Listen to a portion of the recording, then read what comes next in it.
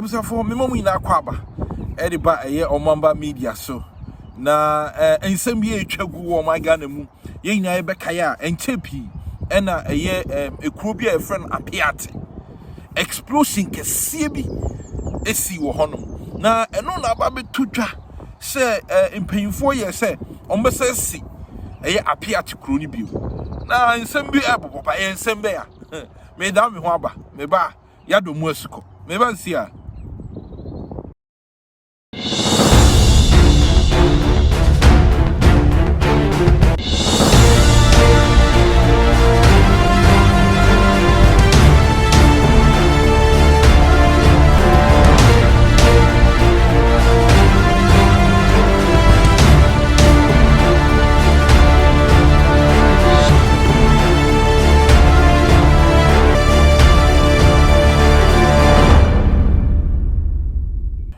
this year more ewiasa fa na medamase se munya abotre etwen me abra na me da me ho aba no na ensem na ebubo free Apeatse kuro no mu emse dipa ni bi ehweye ebi nso anhwe enunti enche anase de pese me yesisi ane se yenkoni enkohwe abra eye sa explosion no esase wo eye Apeatse anase blast ye wo Apeatse kuro mu no se na kuro no etiti pansam ye no na ye mresisi a be 1 minute bi ni enhwe video no ene se de na nipa e de da fom chese omo e wo apenie mu edi yaw enya sem kuto omo ano ma tro omo kwa omo so e de da fom ho no ye nkodi enkohwe na nkaka ya Apeatse ye explosion in sensem no Apeatse ase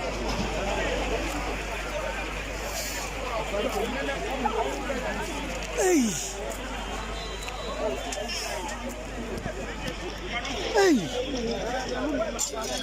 Asen we what you do ever.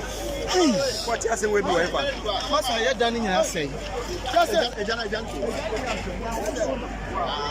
Hey, hey, hey, hey, hey, hey, hey.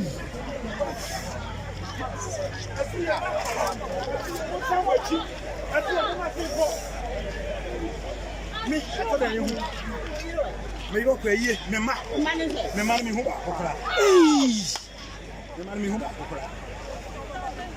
Samo.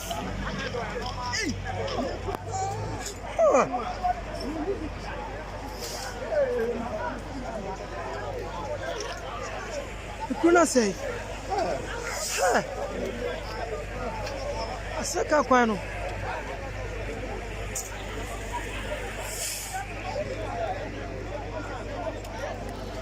Kwano ina say. Serious. Hey. Ha. Hey. Ati kana sinki wa hana. Minimum. Wow. Ha. Amse kana watete afra na hana na si Kano, igini sa hana na si ndo blase na atete serious. afra na basketball kwa Asa massive disaster. Ha. Hey. Serious. Ha. Aje wa yiro. Me fere me se se mbo aje wa aje wa yiro. Asale ngo. Asale ngo aje wa aje wa. Kuna say.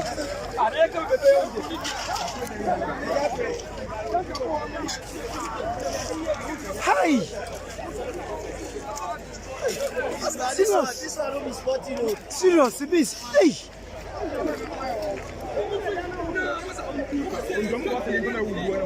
What's that? What's that? Serious. Hey, serious.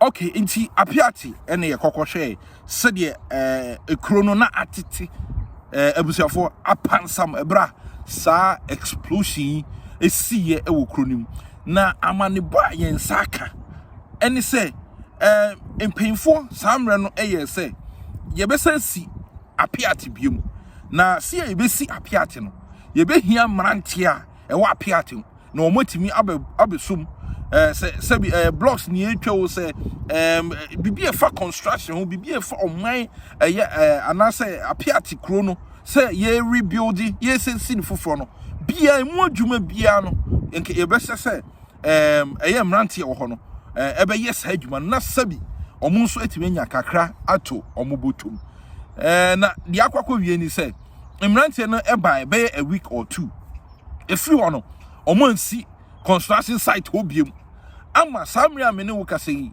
odofo yakwakọ yi prisoners mutio prisoners ene yakwakọ fa wo mo a omo aba Apeatse kro nim ye de etwa blocks boa ama yesesi Apeatse.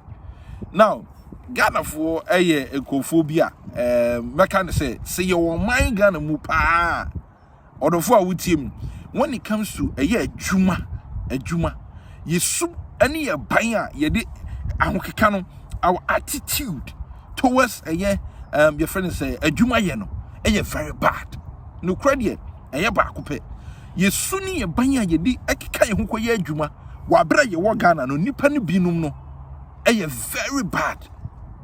But say yenye tu kwan efri o my Ghana mu pe na Ghana ni eba amano ni baby a onfo na dwuma sam enni agro. It's a fact obi abetimi adi adanse but say o man ni mu a na menti ase ya ho keka ye de ko de ekoye adwuma no very bad.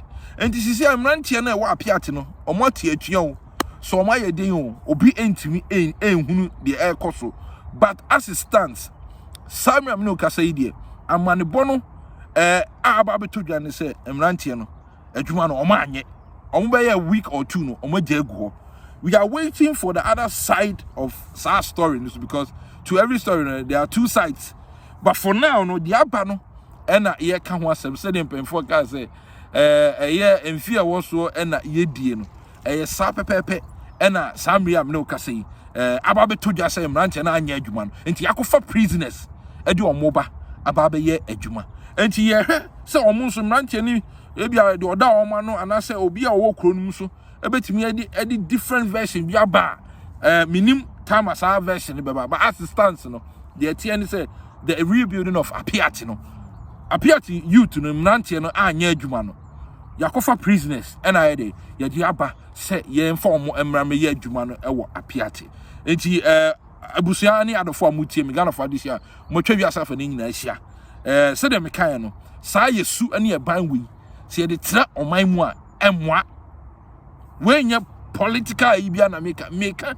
yen yesu yen nipa no ye ban yesu ni ye ban as Ghana for no wa bra ye wo Ghana to we adwuma no very bad enti amane boy free Apeatse ene ne patamu eba ene se prisoners no na ye di omo adwuma mom yen sesa. Yes, mumma yensesa enti na me ye nyina ya ka ye Ghana for enti mi nko yi ko bi nko a me say ye attitude ye suni e bind towards adwuma wa bre ye wo Ghana mu no o man Ghana mu no very bad nipa dodo no because me nka se nipa ni nyina na ye akwadworo but dodo no nso akwadworo pa when it comes to adwuma sori kwa adwuma anopa ne ye a ana wa taking it cool wa taking it lightly cry say as adwuma no ko no ye pa ne chow.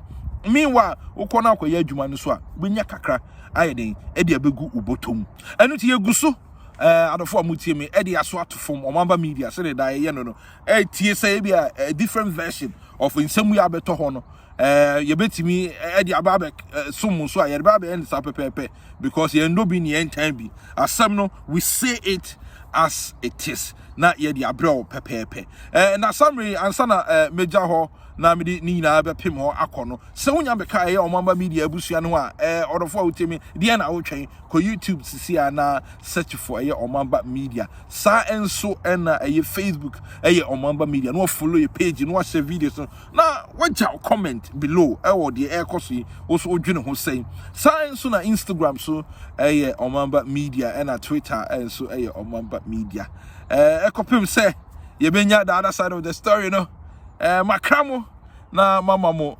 monitia enyado